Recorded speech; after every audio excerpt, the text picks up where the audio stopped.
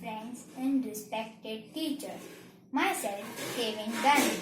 I study in 5th standard, class B, roll number 5. Today I am going to show you a model of waterfall designed by waste materials. Waterfall is formed by falling water from higher place to lower place.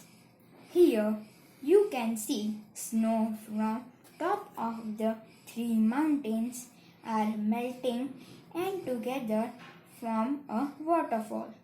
Waterfall come down and form a river, which you can see here clearly. Nearby area of mountain and waterfall are dense with pine trees and few traditional trees. Snow can be easily visualized on pine trees. On both the side of river, different colors vegetation are there. Mostly they are small shrub or grass-like vegetation. As river moves, nearby area is dominated by evergreen and semi-deciduous plants.